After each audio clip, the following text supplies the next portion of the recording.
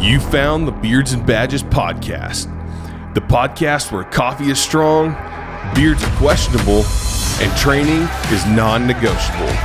If you've ever cleaned your gun at midnight, trained on your day off, or wondered why your gear keeps getting heavier, you're in the right place. No fluff, no safe spaces, just experience, laughs, and lessons learned the hard way. So beard check, make ready, and let's send some freedom seeds. All right, well, welcome to the Beards and Badges podcast. We're going to start this and kind of see how it goes, and hopefully don't screw it up too bad. So I guess let's just go around and say who you are, and yeah. So my name is Paul Clifford. I've been in law enforcement for a little over 27 years, and yeah. Law enforcement, 27 years. Yeah. Nice. Yeah.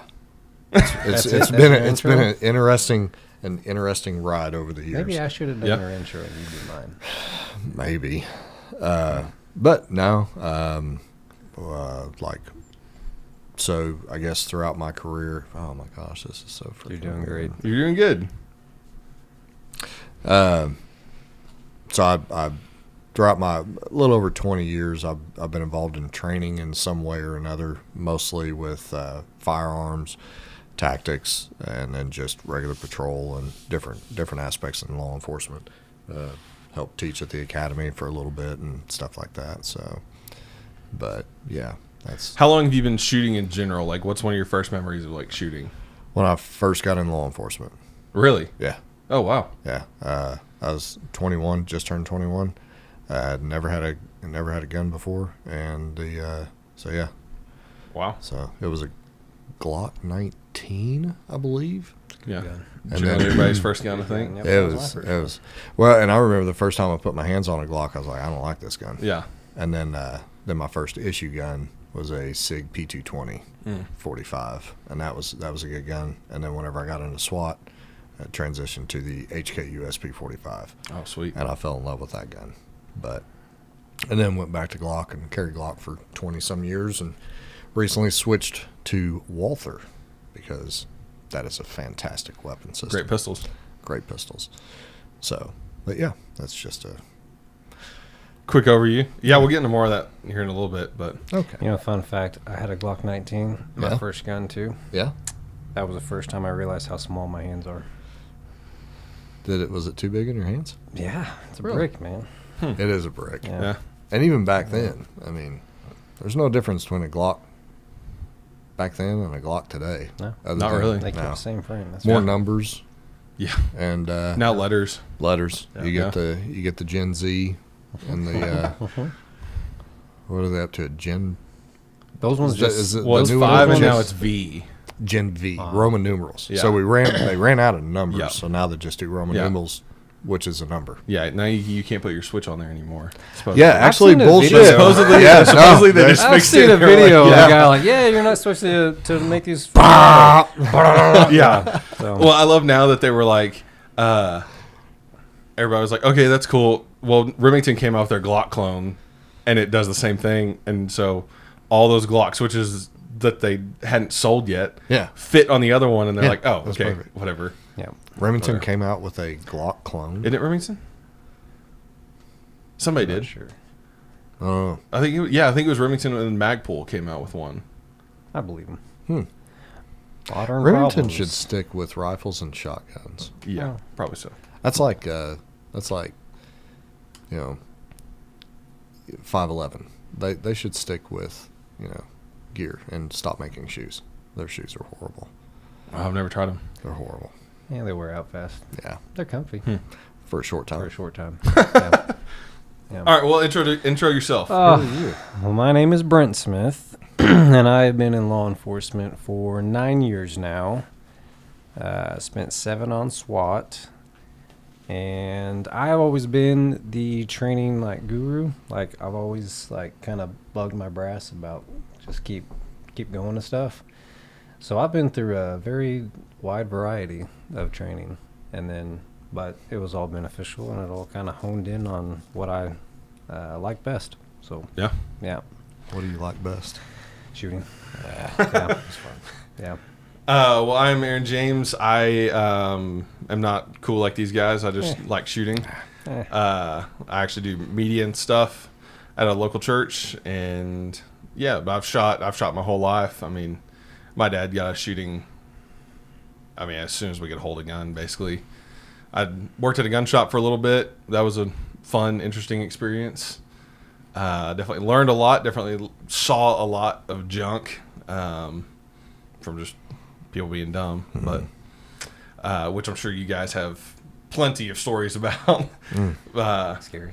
But yeah, so we wanted to start this podcast, just something cool to do, and also kind of promote and talk through some of the stuff that you guys are doing. I guess we're all doing whatever with the training company. So how about you talk about that for a minute? So, with the experience that we have in law enforcement, interactions with civilians, and a lot of dudes and dudettes, they do the concealed carry, and with the whole constitutional carry coming out, a lot more people are just carrying guns. And even on the law enforcement side, very few people actually train train correctly with guns. And I think a lot of people have the mindset of, if I buy a gun, I go to the range, I pop a few rounds, and I do some static shooting, and as long as I can hit this piece of paper, then I'm good to go. And a lot of law enforcement have that exact same mindset. Yeah. So one of the things that we found throughout the years is the resources that law enforcement has the resources have definitely increased over the last probably decade or so, but being able to access those resources, admin's always looking at budgets and stuff like that, so they don't want to spend money to send people to training, especially if it's going to be off somewhere and they got to worry about lodging, per diem, and all Gets that kind of expensive stuff. pretty quick. Yeah. So we got together and decided that we wanted to do what we can to share the experience and the training that we have with people. And we thought one of the best ways that we could do that is we just start a training company, and not something that's just some high-speed tactical thing, because that's not really what it's all about, but just something to try to help people that are law-abiding citizens that are wanting to go out and improve, be more proficient, and provide better safety for their families and loved ones and themselves. So with the wide array of experience that we have with the guys that we've all kind of come together, everything from the shooting side, the tactical side, medical, because on the medical side, that's something a lot of people don't think about. Yeah. And it's not necessarily a gunshot wound, stab wound, or anything like that. It could be something as simple as you get in a car accident and you have a compound fracture of the femur, and I need to know if I can stop that bleeding or what, because that's not a good day. Yeah. So yeah, because everybody's got that little first aid kit in their car that they threw in there 15 years ago, and really the only time they've ever moved it was when they got a new car. Yeah. And odds are there's really nothing in there. Half the stuff you can just throw away. Exactly. They forgot that I forgot I even had that. Because most people are like, oh, if I get a couple Band-Aids or whatever, I'm fine. Yeah. But in reality, I would say the majority of people are just unprepared for if something were to actually happen. Oh yeah, I would say not necessarily just physically unprepared, but mentally unprepared. And that's so one of the big things that we really try to push is, of course, going out and training, doing good training, but also mindset, thought process. So we teamed up and thought, well, let's just try this, and we teach concealed carry classes and things like that. But it's just something that we thought we'd give it a shot and see what we can do to help people. Yeah. And so far, good reviews. Yeah. But still starting out. Yeah. So, yep. We're finding that people like to talk about training, Sure. and it's the same on both sides of the aisle. With law enforcement, you got dudes and dudettes that are constantly, oh, we need training, all this other stuff, and then whenever training's offered or provided, they gripe about it because, well, it's inconvenient to me, it's on my day off, or it's not the type of training that I want to do, or it's too hard, or I'm not good enough, something like that. And it's the exact same. What we find a lot on the civilian side is, well, my granddad taught me how to shoot, so I know how to shoot, and I can hit my bullseye, or I can hit the target or whatever. So I don't really need to shoot that way, and because I think a lot of them think that law enforcement shoot differently than civilians, and that's absolutely untrue. I mean, self-defense is self-defense, and using a firearm is the exact same in any circumstance. So, but it's an interesting journey. So, what would you say? Like you said, it's not what they want to train. What would you say most law enforcement are looking like they want to train? Are they just wanting to go do the cool guy stuff, or is it just that they wanted to? Really, they're saying that most of them don't want to do the cool guy stuff. And I mean, it's kind of sad to say, but the vast majority, I feel, just because they get issued a gun, they feel like they're good at it. Right. And I guess they don't want to train in front of their buddies because, well, it might prove that you're not great at that thing. Sure. But I don't know. It's a false security of, I'm good at this. Right. Well, and I think that the same with law enforcement and just civilian side, somebody that just carries all the time, that they're like, oh, it's there, I have it in case I need it. But they never actually have done anything of, oh, what happens when this actually comes out of the holster and I have to do something. Because the amount of the mind shift change of your adrenaline's pumping, everything's moving so fast, people are screaming, yelling, whatever, you're not thinking about that when you're standing flat-footed on the range, shooting one target and shooting 50 rounds, and that's makes you qualified to, do it. I think in law enforcement, one thing that I've really noticed is most dudes have a mindset of it's not going to happen. Sure. And from the law enforcement side, you're saying? Yeah. Interesting. There's a vast majority of dudes and dudettes and you can tell whenever you are working with them, and it doesn't matter what kind of training it is, but I mean specifically with weapons, most of them, I shouldn't say most, a large majority have a thought process of, well, I mean, it's not going to happen to me, it's not going to happen around here, so I don't have that drive or that necessity to do this training. Or if we're trying to do any kind of tactical training, the thought is, well, that's for SWAT, or that's for a specialized unit. And that's just simply not true. I mean, you use tactics on traffic stops, you use tactics on working a domestic or anything like that, even just approaching a house. And one thing that we try to explain to a lot of people is, if you're relying on SWAT's the last dudes that are getting there, and it may be an hour and a half, 2 hours before we're on scene and plugging holes and all this other shit, depending on the circumstance. So getting them to understand that it's just as important for them to be able to use tactics as it is the SWAT dudes. And the biggest difference between SWAT and just regular patrol is they got cooler toys and they get more mandatory training.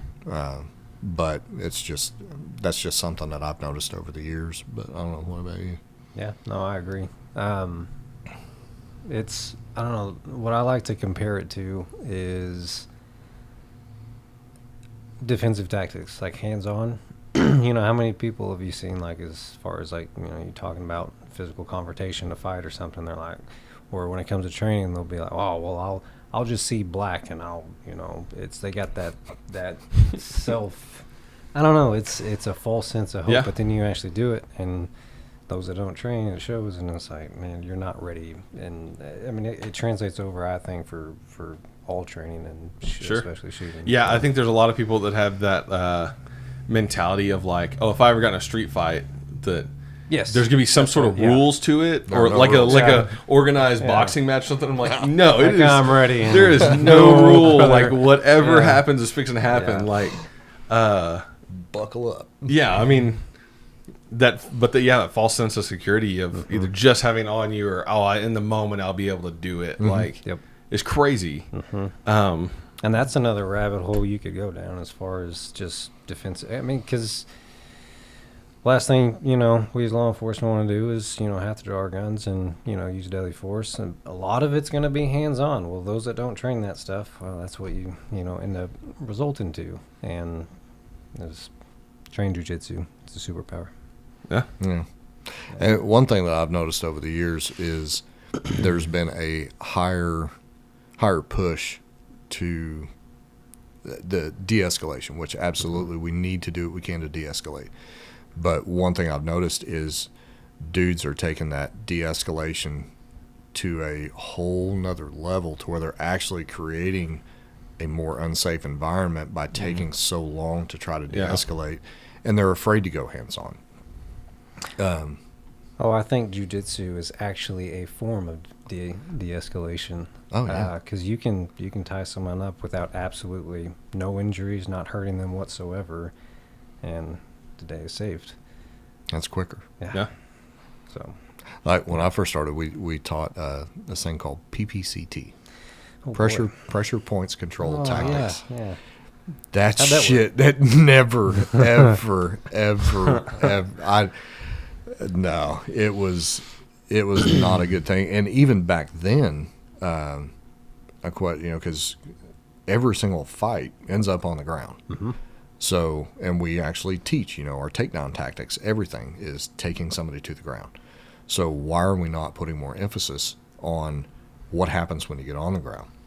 And the other thing I think on doing more defensive tactics training is the more confident I am in my capabilities, the less likely I am to, one, if I'm confident and capable, and not saying that every fight I go into I'm going to kick ass and do all this other shit, but if I have a level of confidence and competence where I know my capabilities, there's a good chance that I'm less likely to use force, but there's an even higher chance that I'm less likely to use excessive force. And not in a sense of I'm intentionally using excessive force, but since I haven't trained my body and my mind correctly, then whenever something bad happens, I'm reacting based on that Neanderthal thing in the back, and I'm just throwing haymakers, and that's where officers and bad guys and civilians get hurt, because dudes they're just losing their shit. Yeah. And dudes that have a low self-confidence and a low confidence in their abilities, they also put other dudes in greater danger. Because the longer you give a bad guy to plan, because they're always planning. Oh yeah. And they read you like, they are so good at reading people, and they know who they can push, when they can push, how far they can push, and and that's one thing that cops don't take into consideration. All criminals are just dumb dudes. No, they're not dumb. Because you're walking into their world. It's not like they're not stepping into civilization and going by what does law say. What is this? They're criminals for a reason. Yeah, like they don't give a shit about. They don't care. So, all right. So, with I don't know that we actually said the name, but Defense Specialist Training Team. Yeah, we're terrible at advertising. So yeah, we are. So that's partly why we're doing this. Yeah, so it'll be linked below, so you can check that out and see everything that we're offering. But talk to us about some of the classes that you're offering, some of the things that you're actually doing. So as far as concealed carries, we're doing a basic, we're doing the enhance, but on top of that, basic pistol class, and that was an advance, and we can kind of, that's the kind of the great thing, is that we can go kind of as far as we want. And it was a challenge at first as far as getting into the civilian world, because we're used to being around cops all the time. Yeah. But a lot of it transfers over too. But going back down to the absolute, I just picked up a pistol, I want to learn how to shoot this thing, that level. And it was a challenge, but I think we've done quite well. And again, we're terrible at advertising, but our reviews so far have been great. So as far as basic pistol, step above that, advance, and then go on a basic rifle, advanced rifle, and the classes we've had as far as the basic pistol, we've had those that just now picked up a gun. We've had those that are a little bit more ahead of the game, but both people, like both of those types of people, whether you're brand new, just picked up a gun, or you've been doing this all your life, everyone gets something out of it. Yeah. Everyone. Yeah, I mean, that's the first class I went through with the basic. I was like, you know, I know all this stuff, but I hadn't been on the range and done a lot of it, like, because I was real bad about training, like, from the holster a lot, and like really like, or you know, you pull it out of the holster and you empty the mag, and then you've got an empty gun that's going back in, and not having to think about it as much, you know. And so, yeah, just like honing those skills, I thought was great. But seeing other people in the class going from they've never stuck a gun in their waistband before, and like, how do I do this? What equipment do I need? What is this actually going to feel like? What's it going to look like? You know. And that's the I love watching this. It's the beauty of it's the evolution of training. That's what I call it. Because there's two things that you account for that you compare yourself, that what makes you a good shooter or what level you're at. That's speed and that's accuracy. There's nothing else when it comes to shooting. Speed and accuracy.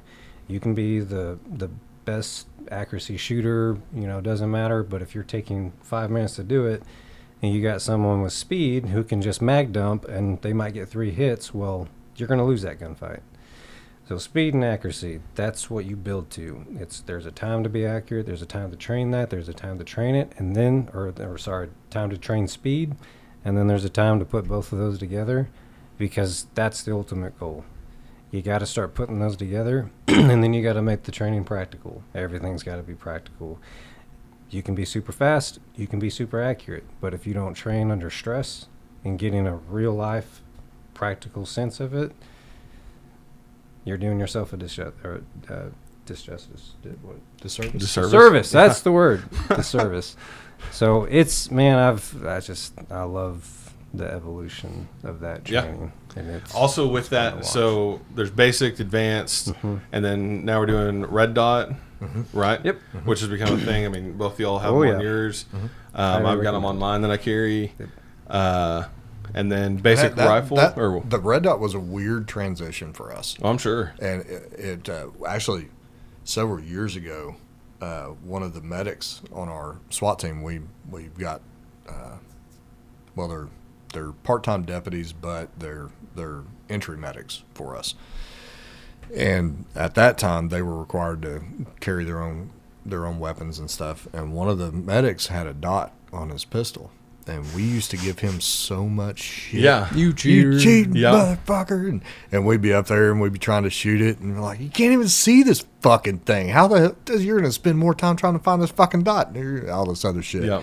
And he kept telling us, no, you need to work on it. And he'd be the top shot. Every single time. Yeah. Every single time. Yeah. I'm like, well, you're cheating. And so I guess it was about 2 years ago that we started getting into the dot. Really getting in. Yeah. About 2, yeah. Yeah. And went through the first red dot class I went through. I was so pissed off by the end of the day because the way that the information that the instructor was providing it, what I was seeing with my dot it wasn't following what he was saying I was supposed to see, and he was all this other stuff. And I went to some more training down in Florida, and the way that dude kind of, and I mean shit, which I'm cross dominant, so I shoot right-handed, but I'm left eye dominant. So, and that's a little nuance that has to be taken into account with the dot. But with transitioning and the more work that we're doing with the dot, we recommend everybody go to a dot. Whether you're nearsighted, farsighted, old, young, doesn't matter. It's a great system because it kind of transitions your threat and your sight focus.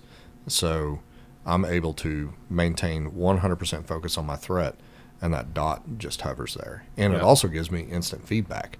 So it's a great training tool at home. Like whenever I'm dry firing, I don't have to, because when we're running irons, you may get a little micro movement here, but you don't really see that with the naked eye. You're not noticing as much.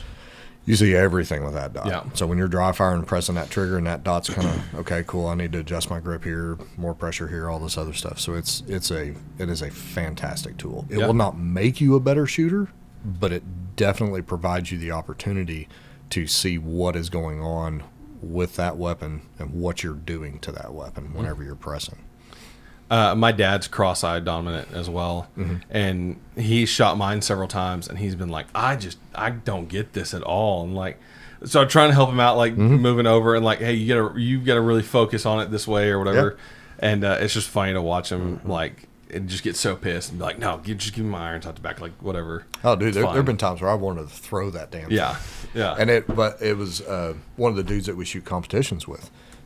He's the same as me. He's cross-eyed dominant, and I had some trouble in a competition that we had shot, and I was like, man, I just this freaking dot every time I'm doing this, and he knew that I was cross-eyed dominant, and he's like, well, are you presenting to your left eye? And I'm like, well, I'm just presenting straight out. He's like, present to your left eye. Oh, so I started working on that. I was like, holy shit, that dot's there every single freaking time. It comes up. It's just right there. But yeah, so there's little things like that really, really help. In fact, we just shot a competition today and had a lot of fun. So yeah, that's funny. I got my first red dot probably 5 or 6 years ago and started using it, shooting with it. But had the same thing. You know, we do a shooting qualification at the church, which is what it is. But the first time I brought it out there, everybody was like, "Oh, you're cheating! You just got red dot." Because everybody just thinks about like a red dot on a 22 or whatever. They're not thinking about like that it's beneficial or whatever, and it's that much difference. So we were doing like a laser training thing, and one of the guys was giving me crap about it. I'm like, "Here, you shoot it and give me your pistol. I'm gonna shoot your pistol." Because we both had Glock 19s, and I was like, I bet I still outshoot you. I bet it has nothing to do with the dot. It's just I can shoot better than you. Sorry. But it was, a 60-year-old dude. He didn't want some bully. He didn't want some 20-year-old kid. I know. He didn't want some 20-year-old kid coming out there and outshoot him. Those are the hardest ones to transition to the Oh, yeah. because they've been shooting irons all their life. And there's nothing wrong with, there's nothing wrong with irons, but man, the dot's just that's the way to go. Yeah. So those are the pistol classes. What else is where y'all offering? So we do a stop the bleed class. We do CPR, BLS, heart saver, and then we're also working on designing a class that kind of combines the stop the bleed CPR, but it's a scenario based class. And again, a lot of the philosophies and ideas that we have on training are based on trainings that we have been through. So like, we've all taken CPR and stop the bleed and stuff like that. Well, whenever you get to your scenario based, doing your practical exercises and stuff, things somebody do chest compressions, you got to do like whatever, all this other shit. But you're gonna, in real life, you're going to get to your lowest point of training, and if that's the only way that we train, then whenever somebody does need your help, you're going to fuck it up. And things as simple as tourniquets. And we'll do tourniquet training on the team and stuff like that. And you got dudes that are taking over a minute to get a freaking tourniquet on. And that's on yourself. Yeah. And it's like, holy shit, So the idea that we had behind it was to really put people under stress and help them understand just how important it is to, one, if I've got a femoral bleed, I don't have a minute to fiddle fart around and try to get a tourniquet on and all this other stuff. So we put everything's under time. We set up real scenarios, like we did one where it was a church setting, and it was something as simple as somebody comes out of the bathroom and is like, hey, we heard somebody collapse in the stall's locked, we can't get in there. And it was a good learning point for the students as well, because, you go into this bathroom and you between the cabinet stalls, you got maybe 24 inches of walk room. And then they breach the door, get into the stall, and we've got the heavy, it's like a 200-pound mannequin. And it's, wedged in between the toilet and the wall. And they drag it out and they're trying to do CPR in this little 24-inch space where the dummy can barely even fit in there. Yeah. And it's like, seriously, is that where you would really start CPR? Or would you pull them out to the main hallway and start doing CPR, give access to the medics and all this other stuff?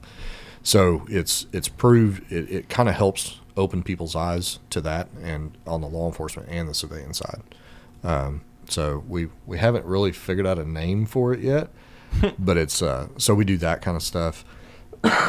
One of my favorites that I got to just watch you guys do was that TCCC course. And I know y'all aren't putting it on like just for yourselves or anything, but like that was legit to watch.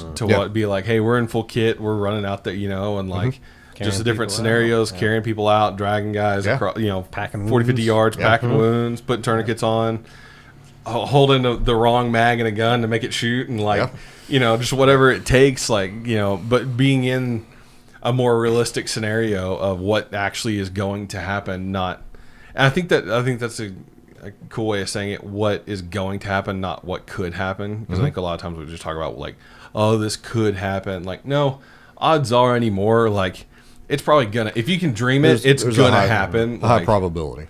Yeah, and I think a lot of people think too that, well, small towns, we're not big city, all this other stuff. So bad things don't happen in small towns. Bad things don't happen in rural communities and all this other stuff. And that's 100% inaccurate. 100%. So that's that's some other stuff that we offer as well. Well, that's where you need the training the most, is a rural town like Yeah, that. your 'cause resources. That might take 45 minutes to an hour for an ambulance or something. sure. Yeah. Or any kind of backup, really. I mean, like, yeah, that's nuts. So, What else? Anything else? Anything we're missing? CQB. yeah, We're gonna yeah, yeah. yeah. That's It doesn't sound too exciting. That's more a specialized, though, right? That probably won't be Yeah. on the public Yeah. as much. well, because a lot of it, and with CQB, I mean, you're basically you're assaulting a resident, you're assaulting a target, something like that, and we're going after a particular thing. Are there times where a regular homeowner may need to utilize certain tactics to get from one point of the house to the other point of the house? Maybe, but it's kind of one of those things of just kind of being cautious who you're teaching and what you're teaching and why you're teaching, because you get a lot of these people that, and we see them at the range all the time, these dudes that are full kitted out, they're not law enforcement, they're not military and all this other stuff, and it's like, when are you going to throw that shit on, dude? Yeah. I mean, yeah. What's the plan for that? yeah. But I mean, and it's cool and everything, but actually carrying all that kit, well, I've gotten comfortable with it over the years. I actually feel it's like my binky when I throw that shit on. It's like, oh, this feels good. But Everything feels right. yeah. Yeah. But we have a plan for that, and we have the time to put that on. We have the time to make sure everything is ready.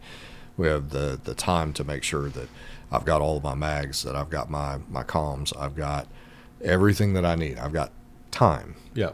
And then a quick reaction inside of a residence, if I don't have time to throw my Hold on. Right. Stay at gotta the get my door. plate carrier I'm on. coming. Let me get my gun out of my Yeah. little safe thing. Yep. Chunk. Chink, chink, chink. Yeah. And then Let me They're park my actually running boy. across the Yeah. room and trying to Yeah. spin a dial, and that's Oh, great. shit. So, But listen, I feel like I'm really well trained. I watched all of SEAL Team, so I feel like I know CQB pretty well. I just started that.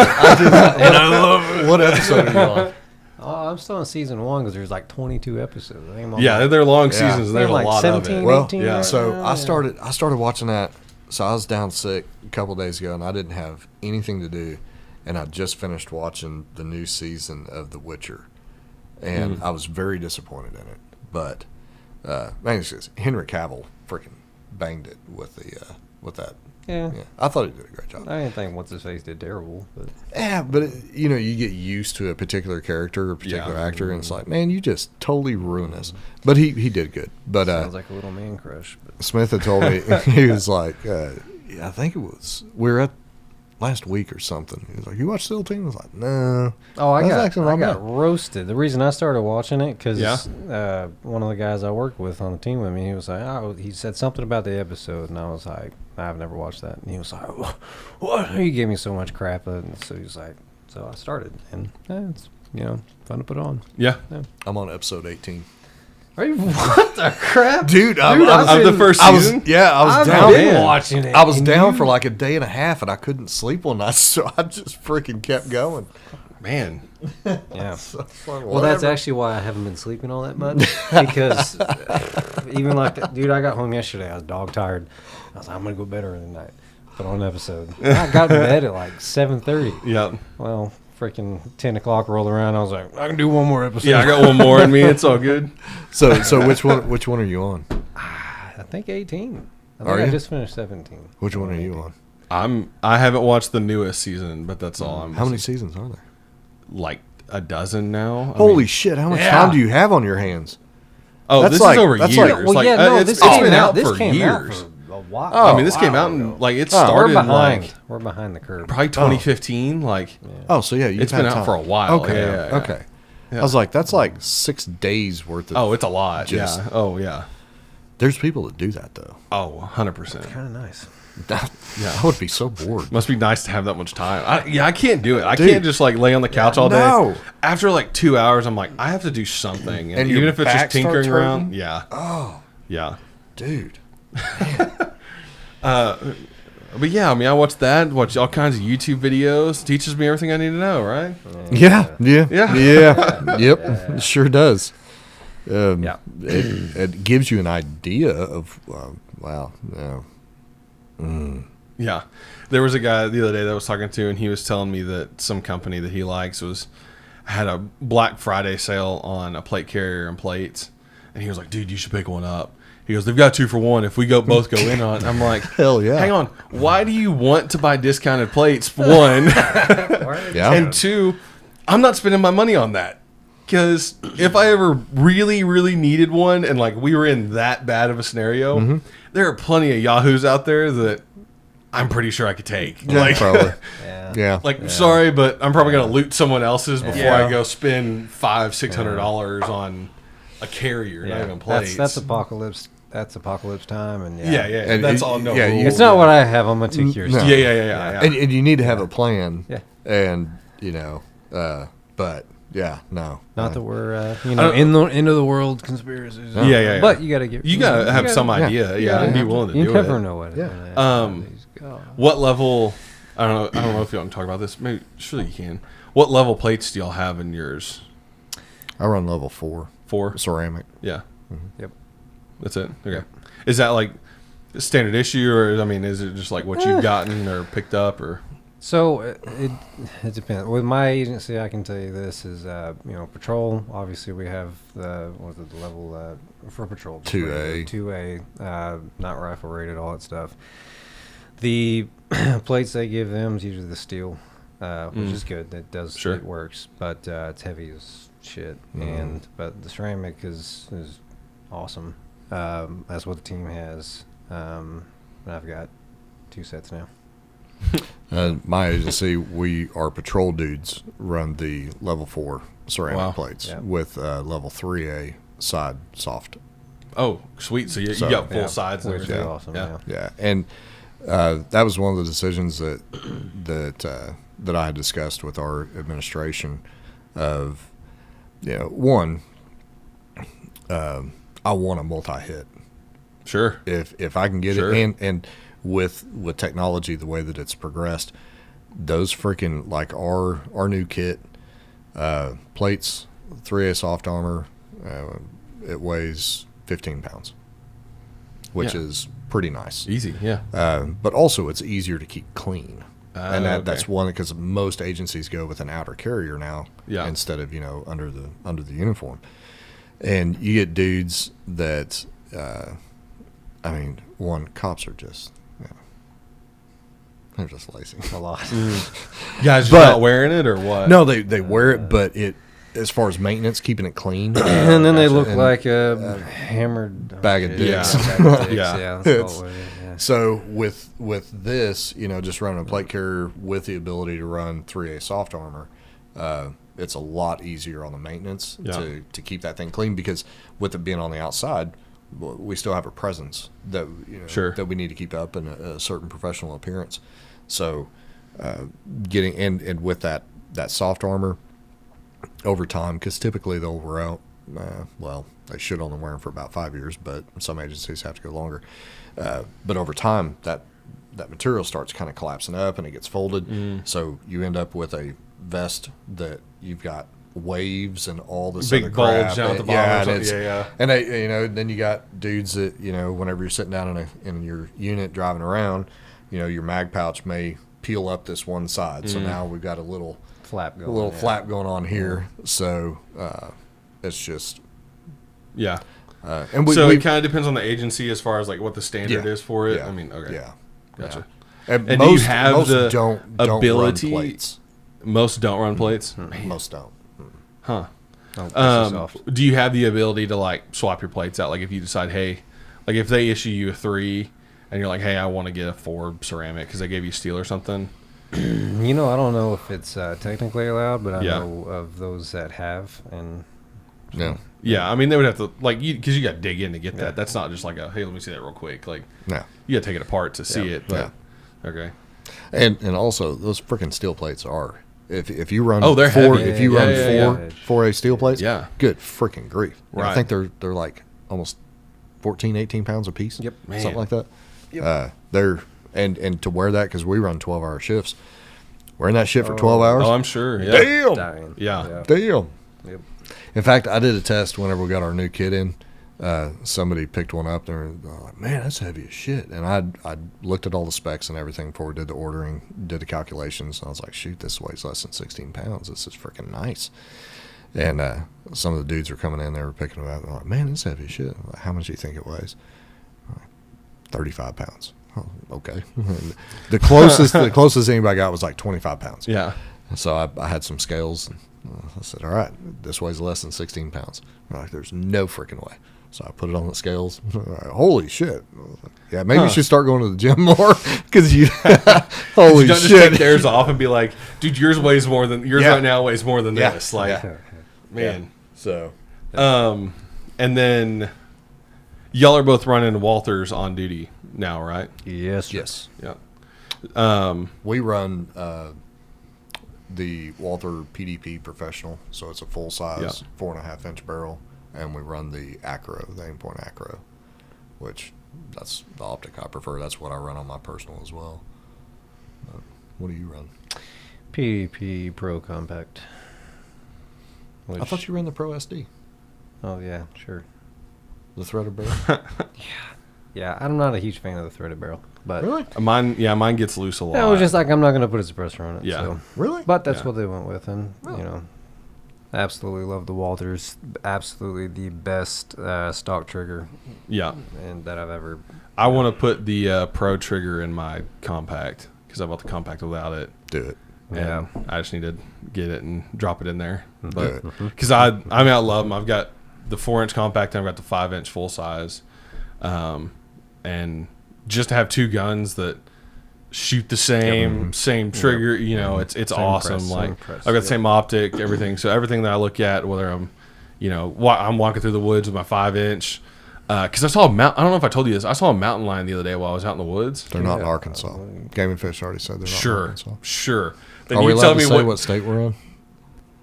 Do what? Are we allowed to say what state we're in? We're in Arkansas. I mean, they're gonna figure it out. There's no mountain lions in Yeah, Arkansas. sure. There's. Where did you see a mountain lion? Okay, I'm in Garland County where that one got hit not a month ago. One got hit. Yeah, somebody ran one over. Did it die? Yeah. Oh, you can look it Did up. they Like, did they eat it? no, they called Game and Fish, and Game and Fish was like, Hold "Oh, on. look, this elusive species." So you saw one in the wild. 100%. If it's not that, I don't know what it could have been. Like, unless I saw some like mystical creature out there, but I have never seen anything with a tail that looked like that. How big was it? It was probably, without the tail, probably 4 foot, Really? What and color? probably another 3 foot of tail, dark Was it brown, Dark brown. Wow, that's terrifying. shorter. Kind of chunkier legs, like Really? every characteristic that you would say. Yes. Dang. Did you get it on camera? I was trying to get my phone out and trying to pull my pistol out at the same time because it Good was call. between me It's and good my call. truck, and I was Yeah. like, I'm not doing this Yeah. game, No man. shit. Like, yeah. When was this? Opening day, so Oh, this year? Saturday. Yeah, No like a week shit. ago. Yeah. And I've been looking at my game camera like every day, trying to like, did I get a picture of it? And it hadn't come across my camera yet. You should get a chicken and tether it to a tree and put it in front of your game cam. I should shoot these possums, dude. I've got some of the biggest possums that are eating all my deer corn. I mean, literally, I'll show you pictures. They're like probably 50 pounds a piece. That's a big and I've possum. got 4 of them. Possum. They look like dogs, like little dogs. Like it's nuts. Okay, so the correct spelling is opossum, but Opossum. who actually says opossum? I've never said opossum. Really? Yeah. I haven't either. I shot a squirrel in the head with my bow one time. That's cool. I took a bobcat's head off last week too. Like with a knife? No, with a 308. Did you eat it? No. Okay, no bullshit. I've heard that mountain lion and bobcat is some fantastic eating. Really? Fantastic. There was actually a dude in pastor at a local church that he shot a bobcat and made bobcat chili and did it at one of their little fundraiser things. Yeah. And everybody that ate it said it was phenomenal. But that's what I've heard. So I swore the next time, I wish you'd have told me you shot a bobcat, because I was like, bring it here because I want to eat it. Huh? Because, I mean, they're beautiful animals, but if they taste good, I'll eat one. Have you ever heard one scream like when you're in the Oh, woods? yeah. Dude, it's freaking terrifying. Yeah. Like Yeah. it's nuts. Yeah. Something like a horror movie. Yeah. So on duty, are y'all running like Safariland holsters or Blackhawks or what? Safariland for us. And Yeah. what do we have before that? It was Some U.S. duty gear? yeah, U.S. duty gear. Those were and shit. Those were shit. Yeah. Yeah, we actually had a horror story of one of our deputies got in a foot pursuit, and his gun fell out of his holster, and the guy actually shot at him while running. Oh. Yeah. We quickly found a different holster after that. And Found a little fun by those Safarilands. Yep. And yeah. Yeah. Oh. which Safariland I think was a little bit behind as far as getting with the Walthers, Yeah. but they're up, and that's what we got. I saw they released like last week, I think, their appendix rig finally for the Walthers. Oh, okay. Yeah. Or their Incognitex or whatever. Nice. Like line. But then other than that, what kind of holsters do y'all run? Like personally and stuff? Like for off-duty and low pro carry? Yeah. We run, there's a local company, dude by the name of Bo McCormick owns a holster making company called Klinger Holsters. And we met up with him. We had never heard of him till 8-9 months ago, something like that. And so we met up with him and kind of checked out his holsters, what he had going on. And one, we like the fact that he's local. Yeah. Two, he's really open to input and stuff. So we started testing out his holsters and checking them out. And the couple of things that we really liked about his was that every single one of the holsters are ambidextrous, and you can reconfigure to outside the waist, inside the waist, like a tuckable clip. I mean, you can do all kinds of shit with these holsters. And he's recently started getting into the holsters that will accommodate a tack light. Nice. So we're working with him on some stuff like that, and then mag pouches and things like that. Yeah. So that's what we've been running, and it's been going really well. He makes a really good quality holster, and like I said, he's local, so that works out really good. But in fact, there's a couple of his holsters. Yeah. Well, speaking of which, what lights do y'all run? Duty and personal, or the same, or? TLR 7X. Yeah. Not sure all the differences in Yeah. the X, the A, Yeah. and X stuff and like that. B, but the C, 7, yeah. I Different like batteries or the switches. smaller profile. Yeah.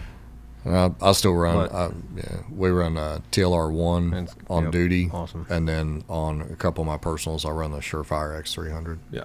So So going back to Klinger real quick though, so whenever we first kind of got in contact with him, super nice dude, seemed awesome. We told some of the guys that we shoot with competitions, we've mentioned Klinger holsters, and they're like, oof, I don't know, stay away from that. And what what we found out was, I guess the previous owner of Klinger holsters kind of had a bad rap, and I'm not sure all the details on that. So, but since Bo took it over, man, it's been night and day different. So if people hear Klinger holsters and they've had a bad experience in the past, like that's not check them it. out. Yeah. They're- Give them again. Yeah. Well, and we even took these because whenever we heard all that stuff, we go up and we meet with them and like, man, these are good nice. quality Good holsters. quality. What the Yeah, hell? yeah. That doesn't make any damn sense. Because the dudes that we shoot with, I mean, they're like us. They carry every day and all. So we actually took the holsters. He made us a couple of demo holsters for us to just check out. And so we took them out to the range and we're like, hey, what the hell? And so we show them to them and You guys they're like, lied to us. they're like, These are awesome. Oh, no, these are You guys. Oh, these are good holsters. Okay, well, something's different. But yeah, his thing is he wants to make dang sure that he's making a good quality holster for the individual that's carrying, so they have the weapon whenever they need it. Yeah. If they need it, hopefully they don't. But he's recently started making mag pouches as well, and kind of the same concept is the versatility. He wants to make sure, like I run this one on duty, low pro, so plain clothes and stuff like that. But you can also do just like a regular belt clip, inside the waist, outside the waist, all that kind of jazz.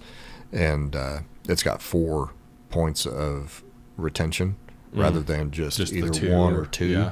Yeah. That because every mag is a little bit different. Some are a little more. Yeah. The profile goes wide to narrow at the front, so you can actually configure that to where it matches your magazine. So it's pretty sweet. So and then for our duty at my agency, we run the Safariland. Then I run the Omnivore for my tack kit. Do you got the one that it holds to the X300 though, right? Oh, the TLR. Okay. Because I know they came out with one. I bought one time thinking that would be awesome. The Omnivore would be awesome, but I didn't have whatever. I think at the time they only had the X300. So they had those little stupid clips that went on there, and it's miserable. Well, it cross-threaded immediately, and then like you can't. I could never get it to like just reholster right at all. Yeah, those things will break if you Superman. Superman. Superman, yeah. Matrix, one of the two. So if you dive and land on that holster with the holster empty, Full body weight. it will crack the holster in half. Yeah. Nice. Ask Paul how he It will knows. also hurt your thigh really bad, Oh, I bet. but you can work through it. Yeah. That's fine. So So Klinger holsters, I mean, it's obviously super important to get a quality holster, quality gear.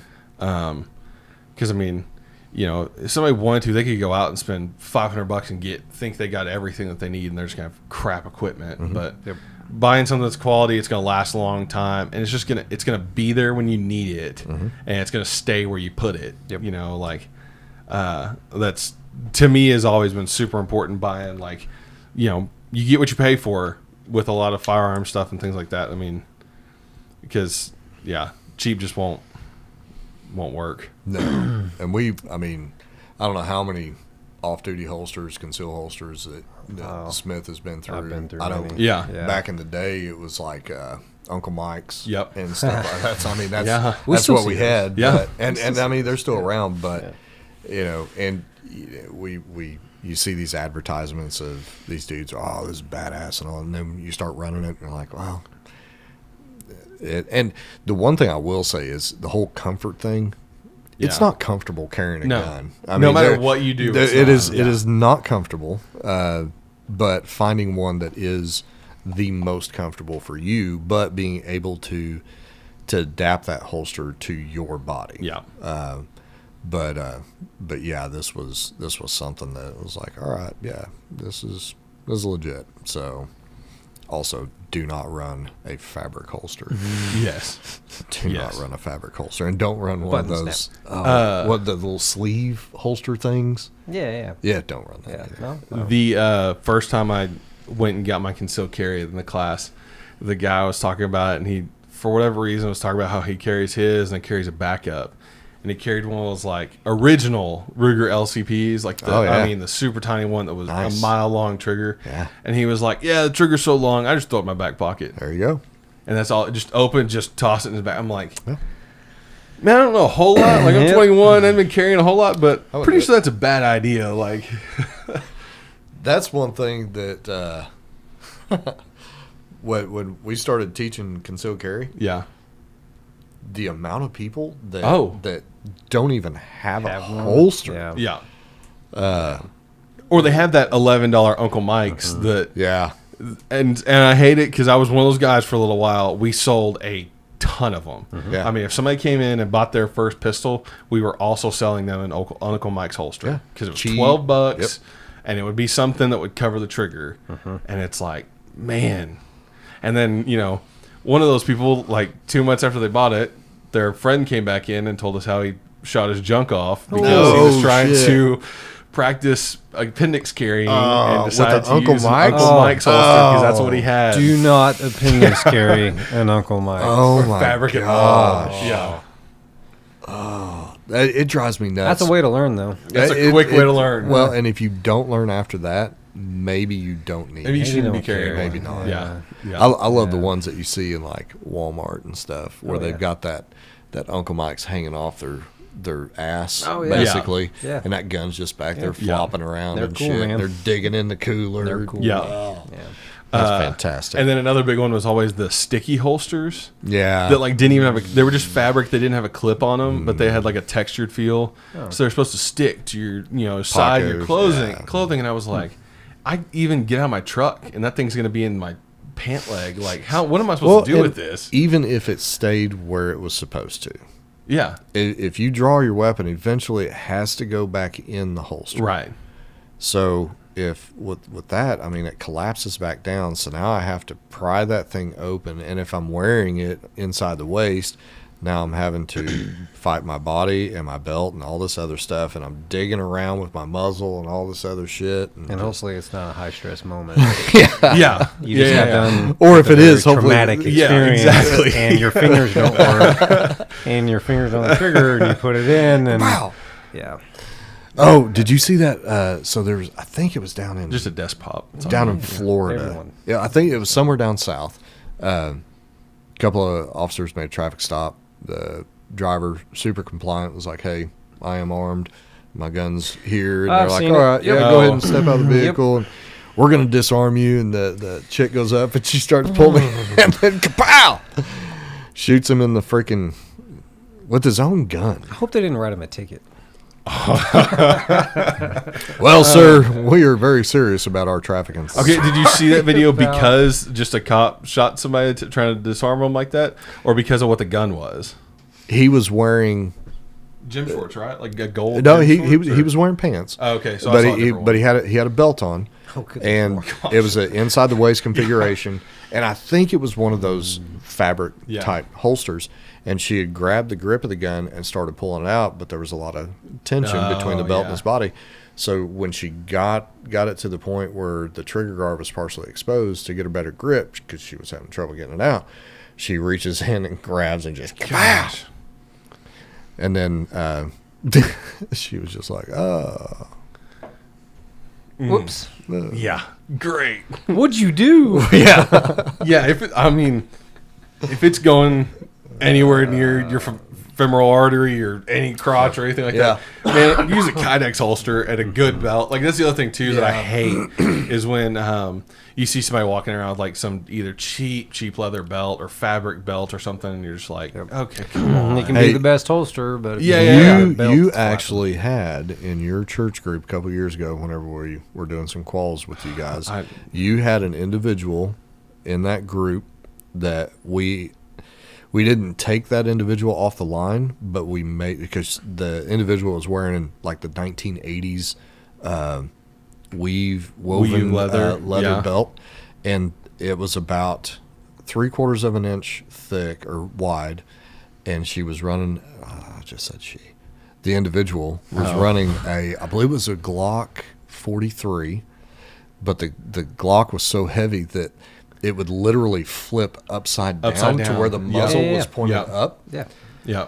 you don't practice draw like that. Yeah. I haven't. Maybe I need to. The 1 year that you couldn't make it for, there was someone that showed up that was borrowing a gun from someone else. That's my favorite.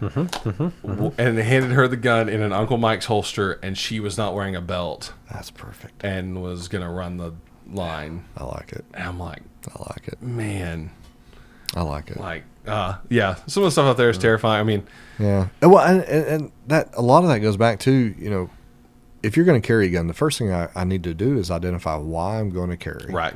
And then I need to research and be like, okay, am I just going to carry if I'm going somewhere, driving, and it's strictly going to stay in my vehicle. I'm not going to carry it on my person. Okay, cool, fine, no problem.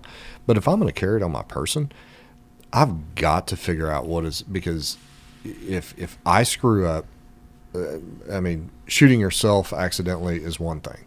That's on you. Yeah. But if you screw up and shoot somebody else, an innocent, or, you know, your own child or whatever, I mean, it just, a lot of people don't take all of that stuff into consideration whenever they're making that decision to carry a firearm. Yeah. And they see the ads online because there's so much just crap out there. Yeah. I mean, there's probably 100 different fabric holster companies or holster companies that are like the thinnest plastic, not even Kydex, that you can get, you know, and then with zero retention on it and all kinds of stuff. And you're just like, but it's out there, and they're like, "Oh, best holster brand ever," and you know. But they make it so look super freaking cool, super great, and super if comfortable. If it can be tactical, people are going to buy that shit. Colors, you know, the colors. Oh, yeah. Colors are Nice important. color.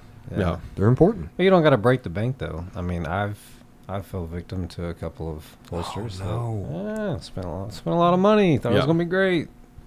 Most uncomfortable holster I've ever had. Yeah. Did you go through therapy? Yeah. Yeah. Did it work? I'm getting there. I feel like I got sunburnt today. Yeah, your face. You're a little red. Man. How come you never get It sunburned? was cold out there, and he was It wearing was not shorts cold. and a t-shirt. Of course he was. Yeah. It's not cold. I was wearing a hoodie for the half day. Yeah. And you did until the last, Yep. like the Well, the sun last came two out. shooters. The sun came out. It's I like, got I'm getting warm. Yeah. How come, seriously, how come you never get sunburned? Because it seems like every time we go out there, I get sunburned. How come I never get sunburned? Yeah. Brother. Trial and error, man. You see the sun shirts I wear in the summertime? No, but your face. We're in the same place. Aren't you all covered up? Huh? Hat, glasses? Yeah, I wore Sometimes a a hat hood? today. I don't know. I get sunburned every Maybe it's the freaking Indian in time. me. Huh? Maybe it's the Indian in me. But you should get darker. It's, oh, man. But Okay, so kind of wrap up this episode. Obviously, you know, in future episodes, we're going to dive into pretty much everything that we talked about in more detail or whatever. But I did ask a couple of people questions to ask cops. Oh, boy. this ought to be fun. Just I random bet stuff. one of Most them- of you ever- most of these are pretty dumb. But you ever shot know. anybody? Yeah. How many people have you killed? No. So the first one is just random and dumb. But how am I supposed to count or say my alphabet backwards? Can y'all even do that? Like Who does that? Nope. if you get stopped at a drunk driver or whatever and pull them over. Who's having people do that? That's always been the thing. I mean, that they're gonna make you say your alphabet backwards. No, we're Ah, not. We're no. not. Well, I don't know. Depending on where you go, That is true. no, that is not something that we do. There are alternative tests that kind of do Yeah. it, but you have to have a reason why you're kind of Yeah. Sure. And it's going not that route. the but alphabet it's not backwards. the alphabet backwards, yeah. Because, Don't worry about that. Yeah, I've tried it a couple of times. If you get asked by a cop that, just ask the cop to do that. Yeah. Like, give me Yeah. Yeah. demonstrate. Yes. Yeah. Please. Yes. Because we Help are me out supposed here. we are supposed to demonstrate every Oh, really? test that we give Okay. for field sobriety. So Yeah. we are required to demonstrate. So it could be now. That'd be like, all right, alphabet backwards, Z, Y. Z Y and, X continuing W, all the way to continue N. on. Yeah. I love the video of the guy that gets like pulled over and with like the female cop and she's giving a field sobriety test and he's like, "Oh, this is dumb. I'm not drunk," and blah blah blah. And he starts like walks the line and then Does the he's like, pirouette "See, I thing. can dance. See, Yeah. I can do this." And she goes, "Wow, you are a good dancer." And he goes, "Yeah, I can only dance when I'm drunk." That's off of Reno 911. Is it? There, no, I think there's No, there's I a real think video. Was there a that's real There's one? a real one. No Yeah, shit, that because I came know from that something. Yeah, I he know that writes came on off of that himself, show yeah. Reno 911. Yeah, you're talking about the Step bump. Yeah. Was it a different one? Oh yeah, this is. Oh, no shit. It's pulled over. It's car legit. footage. Yeah. No shit. Not Yeah. going to dance when I'm drunk. Hell yeah. Crap. Yeah. I've had people like shit themselves literally whenever doing field sobriety. I was doing HGM on a dude guy. Shit. So I was like following my, and he goes, "Ugh, I just shit myself." And I was like, well, we're gonna keep going. Yeah. My favorites are the man, I can't do this. I'm hammered. I know we have to try. we know we have to do have something. to try. Yeah. Thank you for the admission, but I have to try. That's hilarious. So don't worry about the alphabet. Don't worry about the alphabet. You should never be asked Okay. to recite the alphabet. Okay. Backwards. And forwards, then Yeah. another one was. So should I work on my draw time to get my wallet out to you? No. Like it's That's a bad idea. fast. I prefer not. That's a bad idea. What would you? What is the like? When you pull somebody over, you're doing a traffic stop or whatever, just a routine traffic stop, nothing they speeding, whatever it was. What do you want to see from someone? Like just plain Jane dude or Plain dude Jane that's dude. got concealed carry or Well, you don't know yet. Like you just lit them Yeah. up, and they're just pulling over. What do you want to see from them? I mean, it's all about the demeanor. I mean, that Yeah. first approach, we're going to be a little on edge because we don't know what we're Sure. coming up to. Natural, but like perfect world, I come up there, hands are on the steering wheel where you can see them, and if they're, we teach us in our concealed class, if you're carrying, like first thing, hey, I'm carrying, I got a gun in here, this is where it's at. But man, just being cooperative, man. Yeah. It goes a long ways. Yeah. So. Don't be, you know, don't be an idiot. Don't be an No. idiot. Yeah. that's Yeah. it. and don't And be, respect. Like just Yeah. give respect. Like Yeah. it's Yeah. like and the whole rummaging around and stuff like that, which in a perfect world, everyone would have their current insurance, their current registration, not their assessor sheet or anything else, but their current registration, their current insurance, and their driver's license readily available. It also depends on That- if you got a traffic cop that's stopping you. Because personal experience, I don't care about traffic. Like I'm out Yeah. there to stop and find bad guys. That's Yeah. it. So I don't even half the time wouldn't even get to insurance and registration. I wanted your license, and I tell you why I stopped you, and I'll go from there. But everything else reads off you. So yeah. Yeah. I don't know where I heard it at one time, but somebody was saying like drop the windows down, like if you got darker tint windows. Yeah, like, that so would you be can see nice. in, like, That would be really Especially nice. at nighttime. Especially at nighttime. Yeah. I always try to, but I know my my driver's side or rear door, the window only works about half the time. So when I did get pulled over not long ago, I was like, "Hey, dude, I dropped the rest of them. This one didn't work, man. Sorry. It's about to rain. I just don't want my truck getting flooded after this." Like, but Yeah, low light, no light. Yeah, windows down and dome light on would be Yeah. great. yeah, But I mean, Yeah. it's not like that's like. that's just being That's courteous, perfect. and, like Yeah, trying to help yeah, out. Like, yeah. not It's yeah. not like I got pulled over. Hands are both out the window, and No, it's no. not. It's Going not too far. extreme like that. It's just being. I I think courtesy. they actually Yeah. used to teach dudes that carried concealed to put their hands out the window, which I think is really dumb. I mean, but yeah, I mean, 'Cause if I saw that, I guess I'd be like, What? What's going on? Yeah. What the Yeah, hell's that's gonna going set on some here? red flags off. Yeah. Yeah. Yeah. This is why I asked that question, like, because my brother had sent me this, and somebody made like a holster, and he sends back and he goes, "This will help with your quick draw for your." please wallets. do not do that. Please do not do that. Be a bad Especially deal, like right? exit the car real quick and then here you go. Yeah, No. But yeah, just cooperation. that's the biggest I mean, thing. Just really. like whether you did anything wrong or didn't think you did Yeah. anything wrong, just man, don't be a jerk. Man, I've had plenty of career criminals that I've dealt with. Yeah. And if you don't want to get shot or have to fight, like even them, super cooperative. Like that sucks. I got a warrant or whatever. I mean, it's not, Yeah. just not. Don't be an idiot. That's it. Yeah. Have y'all run into a lot of the I'm filming you, or like people trying to film you while you're doing a traffic stop, like A little bit. Yeah, a little bit. which I think is so like if it had been 10 years ago before like body cams were really a thing, Like, okay, I could see like if you had the ability to, or if like technology wasn't in the same place, but like now it's like I know there's a camera in your car.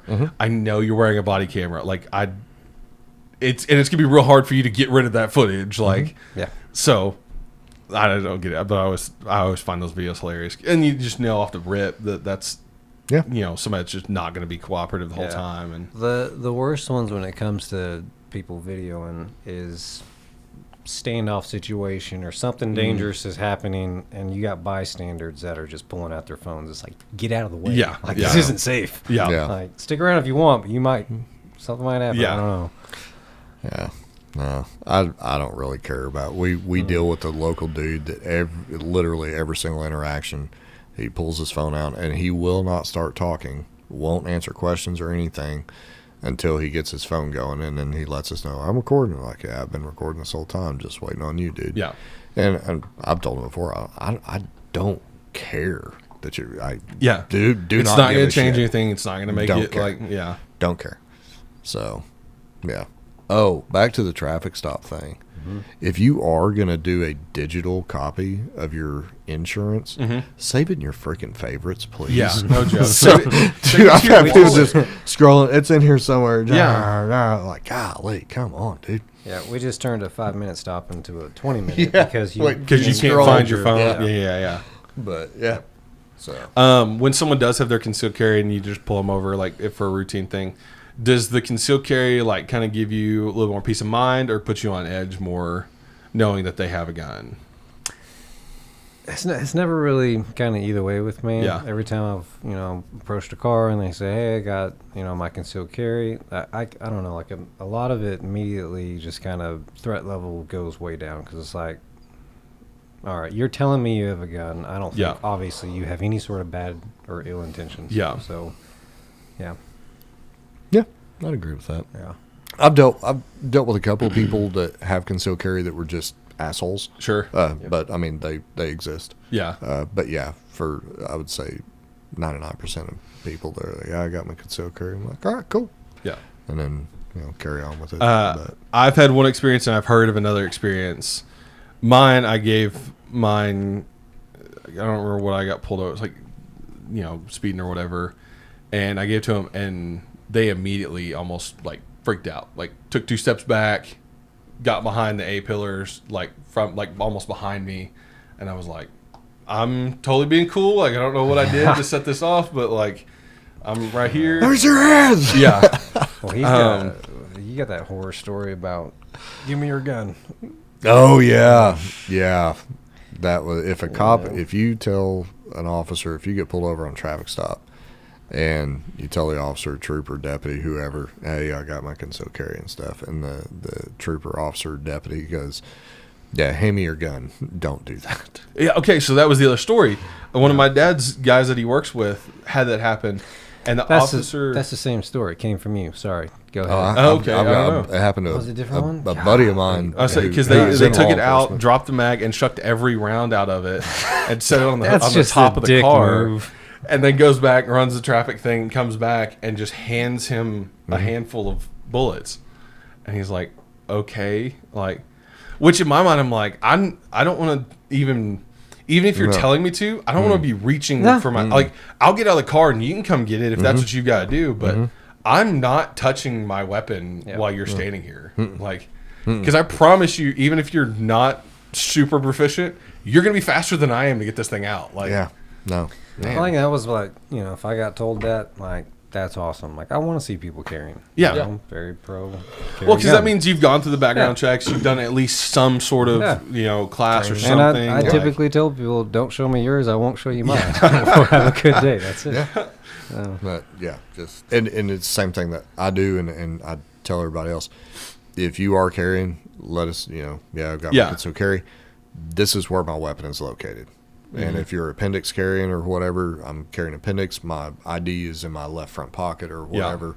That way, it's another thing just to make sure, because you do have some cops that they just get on edge that quick.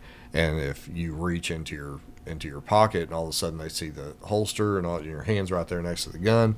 Well, I just told you that's where It's I'm carrying. there, You told me to go ahead and get my ID. Yeah. So I've always done it. Like if I do get my truck and I take it off me, it goes in like my center console or whatever. So I make sure none of my paperwork or anything is ever there. Like, and when I get my truck, I never ride my truck with my wallet in my pocket. I always take it out and put it in the door handle or put it wherever. Well, what if you go in somewhere and you forget your wallet? I gotta go back out. Or make somebody else pay for it. Yeah. You can always do that. We got pulled over in a small town way south of here several months ago, and that was an interesting traffic stop. Was this the one we were coming back from the training thing? It had like a car full of guns. Yeah. Oh, yeah. Yeah. That dude. We are loaded down, sir. He did not want to. And dude, I mean, all the windows down, everything, and I didn't have my ponytail holder in, so my hair's all down. And my beard was a lot bigger back then too. And the dude in the front passenger seat, he had a big old beard, and then we had another dude in the back eating a salad, which was really weird. And I was trying to be very cordial because this is like 1:30 in the morning, and I wasn't paying attention. I had like a 12-hour drive, and I forgot to signal moving over, and I thought he was coming after that, and it was speeding. And he comes up and like, hey man, this is who we are. I do have one. I had a gun in the driver's little driver door compartment. Yeah. So I told him, hey, I'm going to open the door so you can see it because my ID's in my left front pocket. And I open the door and he kind of steps back and I get my ID and we're in a rental car. And I was like, oh shit, I don't know where the rental agreement is. So I didn't want to be reaching around. So I was like, hey, where's the rental agreement for this car? Is it in the center console? He's like, yeah, I think so. I said, are there any guns in there? And he goes, dude, I don't know. We got guns all over the place in this thing. And that cop was like, you guys are good. You know what? Yeah. You guys are good. Have a good night. And I'm tonight. handing him my IDs and shit. Yeah. And I'm like, no, bro, here. And he's like, you're good. You're good. You're good. See you Have later. a good night. You guys look legit. And I'm like, we don't look legit for shit. Come back to your job. Get back here and take my license. But yeah, Just be cool. Don't Just be be a cool. jerk. Don't Just Yeah. be a That's normal it. person. Don't Yep. try and. yeah. Yep. Oh, one other important thing on a holster. If you are going to be carrying concealed, whether it be appendix or, an outside the waist or anything like that, make sure your holster covers your mag release. That's a good point. Make sure it covers your mag release. Personal experience or Kind of, seeing it yeah. happen? And just, there's some different weapons, like, for example, the Walther, the mag release is a pronounced mag release. Glocks have almost a recessed mag release where it's very difficult to get to. But Unless you change it out. Unless you change it out. Yeah. But sometimes it doesn't take very much pressure to just release that just a little bit. And if I go to draw and that mag falls out, or I get one press because it just popped out, a micro, and I get one press and then I'm clicking, it's a safety thing. Just making sure that mag release and trigger is covered. So just a little adage onto that. Little tip. Well, I think that's it for the first episode. Oh, boy. We're going to keep doing this, keep You trying did it so out. Let us know if there's anything you want to hear us talk about, or anything you want us to go over. And check out Klinger Holsters and Defense Specialist Training Team. Check out our website. Check out our website. and our Check out Facebook. our Our Facebooks. Yeah, We got the Facebooks. Facebooks.